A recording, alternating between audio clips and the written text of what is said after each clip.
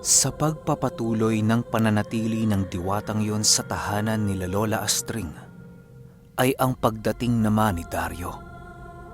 Ninais na lamang noon ni Lola Astring na ilahad sa kanyang asawa ang totoong nangyari upang hindi na nito magawa pang magduda. Astring, kung may maitutulong ako sa inyo, sabihin mo lang ha. Nakahanda ang aking uri upang makipaglaban para sa iyong kaibigan. Wika ni Dario. Kasabay ng pagwika noon ni Dario ay ang pagyuko naman ng diwata upang maipakita ang kanyang pasasalamat sa pinuno ng mga gabunan. Sa pagpapatuloy noon ng kanilang usapin, doon natalakay ng diwata ang 9 na demonyong umahon sa lupa na siyang dumakip sa kanya at nagpahirap sa loob ng mahabang panahon. Ayon sa diwata, na ang 9 na demonyong yon ay hindi pangkaraniwan sa kanyang mga uri.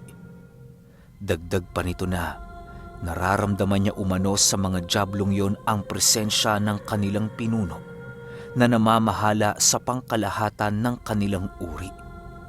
Hindi basta-basta ang mga demonyong dumakip sa kanya sa kadahilan ng libu-libong mga mabababang uri ng diablo ang nasa ilalim ng kapangyarihan ng mga ito. Paglalarawan niya sa mga demonyo ay maihahalin tulad mo ito sa kabalyerong nagbabaga ang mga kabayong sinasakyan na merong iba't ibang klase ng sandata sa pakikipaglaban. Nang marinig ni Dario ang sinabi nito, ay biglang nanindig ang kanyang mga balahibo sa buong katawan. Gawa ng pamilyar sa kanya ang mga demonyong tinutukoy ng diwata. Minsan na niya itong nabasa sa libretang kanyang minana sa kanyang ama. Ayon kay Dario, na ang mga demonyong binanggit ng diwata ay ang nagbibigay sa kanilang angkan ng labis na kapangyarihan. Alam niyang mas malakas ito ng dihamak sa kanila, kung kaya't hindi niya mapigilang mag-alala para sa kanilang kaligtasan. Sa pagsapit ng gabi noong mismong araw, ay pinili niyang ipagsabi sa kanyang mga kauri ang nagaganap na suliranin sa kanilang tahanan. Kagaya ng inaasahan ni Dario, marami ang tumutol sa kanyang plano sa kadahilan ng masyado itong mapanganib para sa kanilang lahi. Maaari silang malipol sa isang saglit kapag tinangka nilang kalabanin ang mga demonyong naging gabay ng kanilang mga ninuno. Alam ni Dario na yon ang magiging reaksyon ng mga ito, kung kaya't gumawa siya ng pamamaraan upang mabago ang kaisipan ng kanyang mga kasama. Makinig kayo mga kasama.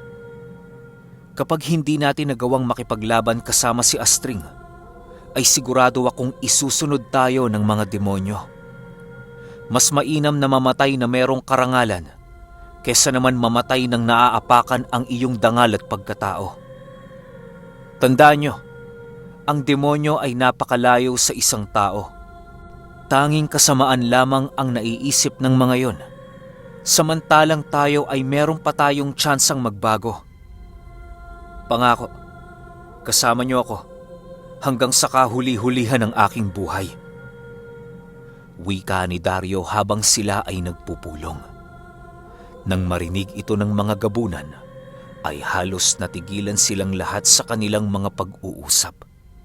Pinili nilang pag-isipan ng mabuti ang sinabi ng kanilang pinuno. Gawa ng alam nilang yon ang tama at nararapat. Maaaring natatakot kayo sa mga demonyo, ngunit naway inyong pakatatandaan na mas makapangyarihan tayo sa kanila dahil sa meron tayong pusong bigay ng Ama. Dagdag pa ni Dario. Kasabay ng pagwika nito ay ang pagsilay niya sa lahat ng kanyang mga kapatid upang maipadama ang sinseridad sa kanyang mga sinabi. Matapos ang kanilang naging pagpupulong, ay wala namang nagawa ang kanyang mga kasama kung hindi ang sumang-ayon sa nais ni Dario. Sa paglipas ng mismong gabi, ay doon na nila napagkasunduan na makipaglaban sa likod ng hanay ni Lola Astring. Ilang araw pa ang lumipas at doon na nga nakaramdam si Lola Astring ng dahan-dahang pagkalat ng salot sa buong paligid. Hindi na nila noon naiwasang kabahan, gawa ng hindi nila maiwaglit sa kanilang isipan ang kaligtasan ng dinadalang sanggol ni Lola Astring at ng kanyang panganay na anak na si Pilo Carpio. Habang patuloy noong dumaraan ang mga araw, ay dahan-dahan namang binabalot ng kadiliman ang kanilang baryo. Hanggang sa ilang linggo pa ang lumipas at dumating na nga ang oras na kanilang kinakatakutan. Isang gabi, habang sila ay nagpapahinga, bigla silang nakaramdam ng labis-labis na pagbigat ng kanilang buong katawan. Kasabay ng pagdama noon ni Lola Astring ay ang paglapit naman sa kanya ng diwata na parabang labis-labis itong natatakot para sa kanyang buhay. Ginang Astring, nandyan na sila. Nararamdaman ko na sila. Papalapit na ang mga demonyo. Mangiyak-ngiyak na wika ng diwata. Kasabay ng pagwika nito ay ang pag-ihip niya sa hangin ng mga buhay na salita upang magawa niyang maikubli ang kanyang presensya pansamantala. Nang marinig naman ni Lola Astring ang sinabi nito, ay agaran din naman itong tumayo sa kanyang kinahihigaan at dali-daling tinawag si Dario. Dario, paparito na sila. Humanda ka na. Wika ni Lola Astring kay Dario. Kasabay ng pagwika nito ay ang agaran namang pag-amoy ni Dario sa buong paligid. Pinili niya noong sumipol ng mahina upang tawagin ang kanyang mga gabunang aswang. Inaasahan na din nila kasi ang pagdating ng mga demonyo noong mismong gabi, sa kadahilanang naipagbigay alam na ito ng mga engkantong itim na gumagabay sa kanilang uri. Bago pa man noon sumapit ang hating gabi, ay tuluyan na ngang nakarinig sila Lola Astring ng mga pagyapak ng mga kabayo sa buong paligid. Ang iilan sa mga kabayo ay humihinga pa ng malalim na parabang napakalayo pa ng pinanggalingan ng mga ito. Nang maramdaman nila Dario na hindi ito gaanong malayo sa kanila, ay pinili niyang lumabas ng kanilang tahanan upang ito ay harapin. Sa paglabas ni Dario sa kanilang tahanan, ay biglang bumungad sa kanya ang isang demonyong merong daladalang nagliliyab na palasot pana. Kasabay ng pagsipat sa kanya ng demonyo, ay ang agaran din naman itong pagpana sa kanya na parabang meron itong intensyon na kitilan siya ng buhay. Dali-dali din naman niya itong naiwasan sa pamamagitan ng pagtago sa kanilang pintuan. Alam ni Daryong nasa espiritual na aspeto ang pana ng demonyo, kung kaya't hindi nito magagawang makagawa ng pinsala sa mga bagay na nasa mundo ng mga tao. Matapos ang mga pangyayaring yon, pinili ni Lola Astring na iwan ang kanyang panganay na anak sa diwata upang makatulong sa kanyang asawa. Sa muli nilang pagtangkang lumabas ng kanilang tahanan, ay ganun pa rin naman ang nangyari. Pero sa pagkakataong yon, naroon na ang ibang lahi ni Dario upang mabigyan sila ng nararapat na tulong. Ilang minuto pa ang lumipas, ay walang pagdadalawang isip na sumugod ang gabunang mga mandirigma ni Dario. Halos sa paglapit ng mga ito sa mga demonyo, ay may iilan silang nakitang hindi nagawang makaligtas sa unang pag-atake ng kanilang mga kalaban. Habang patuloy nila itong pinauulanan ng mga pag-atake, ay kitang-kita nila Dario ang napakalawak na lamat pagdating sa kanilang mga kakayahan at abilidad.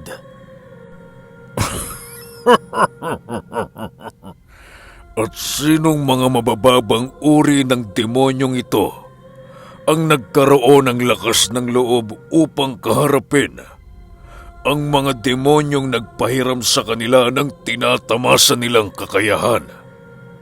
Hindi yata kayo nakakakilala kung sino ang hukbo na inyong kinakaharap ngayong pangkasalukuyan. Hayaan niyong sa pagtama ng aming mga sandata sa inyong mga katawan ay muli niyong maalala ang mga Diyos na minsan niyang sinamba. Wika ng isang demonyo. Kasabay ng pagwika nito ay ang paghalinghinga ng mga kabayo na siyang agaran din namang sumugod sa kinaroroonan nila Dario.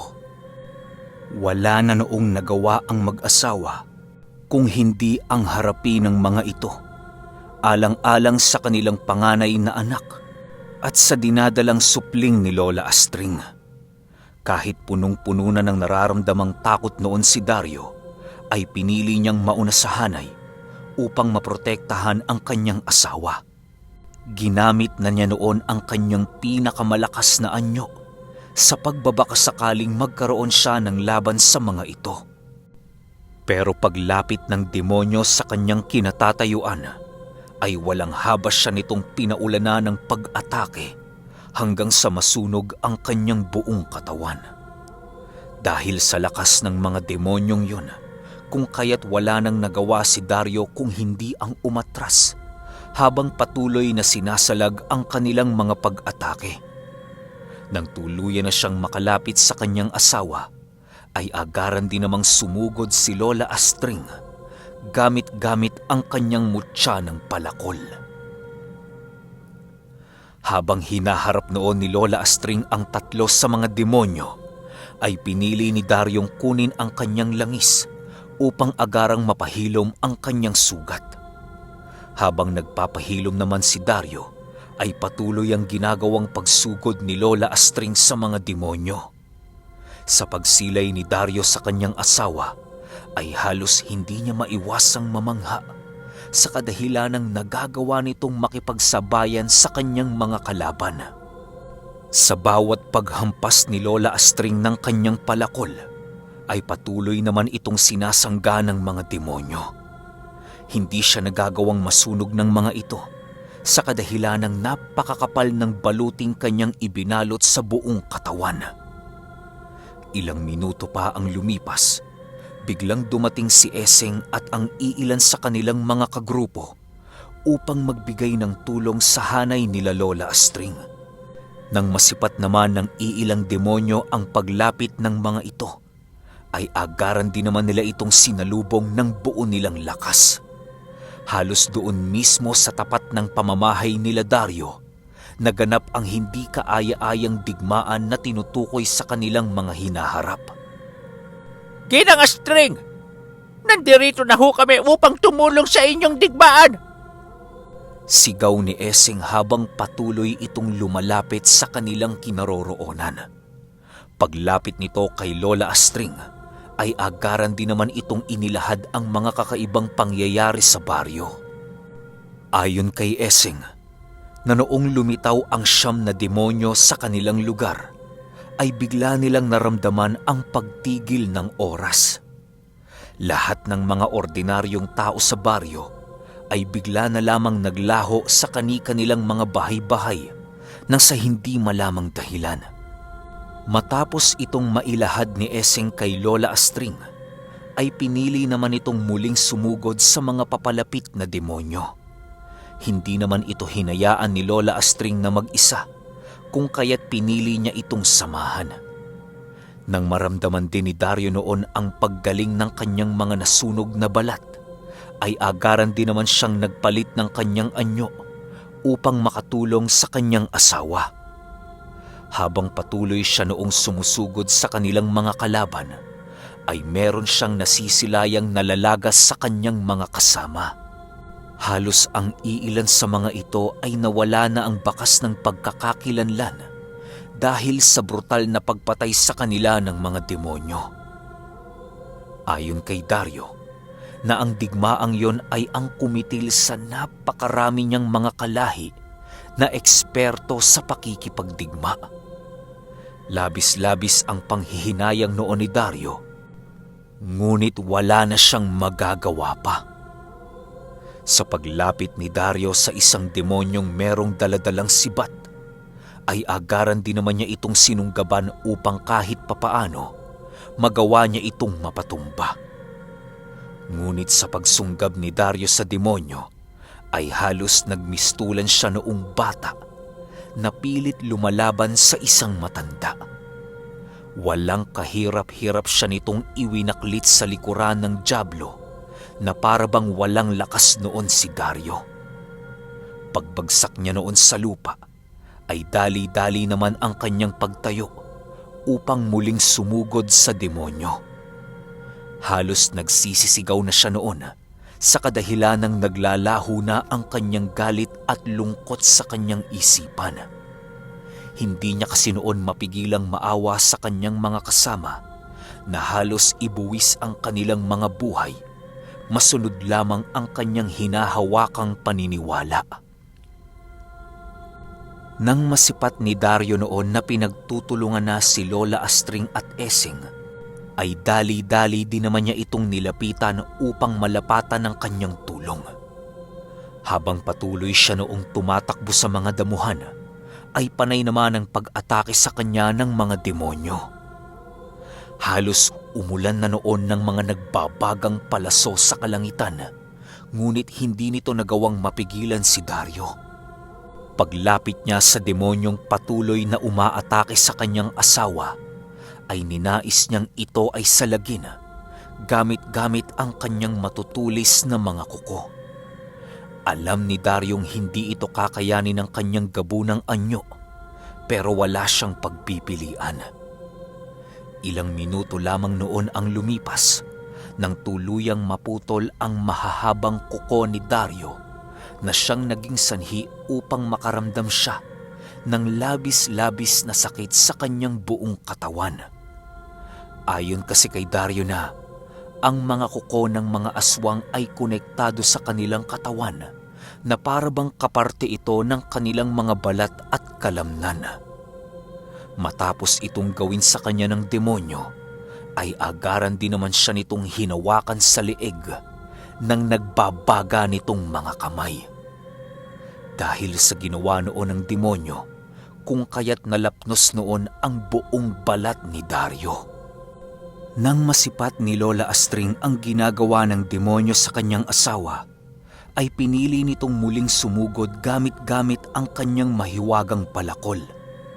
Sa bawat paghataw niya ng kanyang mutya sa mga demonyo, ay halos panay lang naman ang pag-ilag na ginagawa ng mga ito. Doon nila napagtanto noon na magagawang mapaslang ni Lola Astring ang kanilang mga kalaban kung matagumpay niya itong matatamaan. Nang makaisip na noon ng plano si Esing, ay ninais niyang gamitin ang kanyang mutya ng ipo-ipo upang matulungan niya si Lola Astring na makagawa ng isang matagumpay na pag-atake. Kahit hindi pa noon sapat ang lakas ni Esing na magkubli ng isa pang tao gamit-gamit ang kanyang mutya, ay ginawa niya ito ng walang pagdadalawang isip. Sa paglapit ni Esing kay Lola Astring, ay agaran din naman itong lumuhod habang ikinukumpas ang kanyang kaliwang kamay kung saan nakabaon ang hiyas ng ipo-ipo.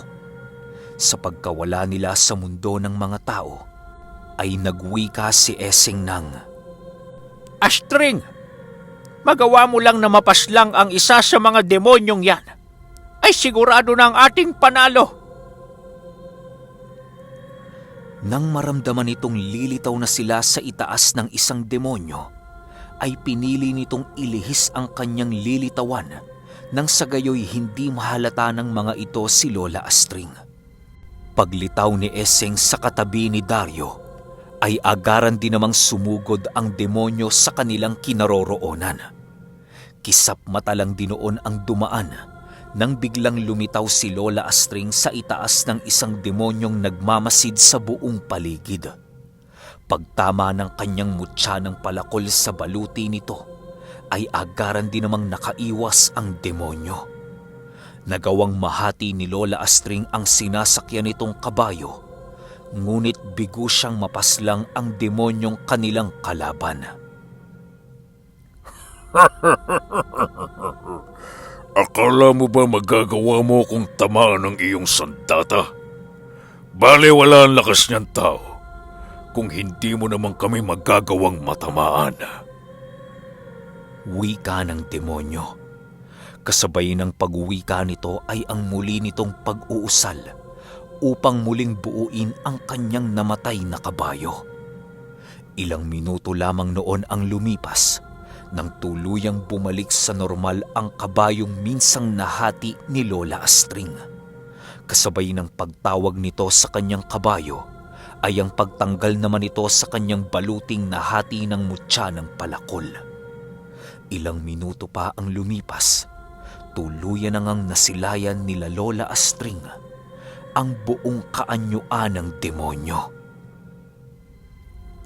Ayon kay Pio Carpio, na ang pagmumukha ng mga demonyong yon ay halos maihahalin tulad mo sa isang bungo ng tao na napapaikutan ng walang kamatayang apoy. Meron din itong mga mata na maihahalin tulad mo sa dyablo na halos para kang nakatingin kay kamatayan kung ito ay iyong patuloy na tititigan. Dahil sa mga nasilaya noon nila Lola Astring ay ang dahan-dahang pagkawala ng pag-asa ni Dario. Habang patuloy silang nagmamasid noon sa paligid, ay biglang nakarinig sila ng sigaw ng isang gabunan. Ginoong Dario! Tumakas na ho kayo! Kami na ang bahala rito! Kasabay ng pagwika nito ay ang pagtarak sa gabunang yon ng isang nagbabagang sibat na agaran ding ikinalusaw ng kanyang katawang lupa. Matapos ang mga pangyayaring yon, ay ang muling pagsugod ng mga demonyo sa kinaroroonan nila Lola Astring. Sa paglapit ng mga ito, ay bigla silang napatigil nang nakasilay sila ng isang liwanag sa likuran ni Dario. Sa likod ng liwanag na yon ay ang paglitaw ng napakahabang buhok na kulay puti. Grabe, parang alam ko na yung mangyayari. Grabe yung kilabot ko, promise. As in, ayaw bumaba ng balahibo ko. Talagang kilabot na kilabot ako habang kinukwento ko to. Pahintay na lang ako ng 19. Yun lang. Salamat.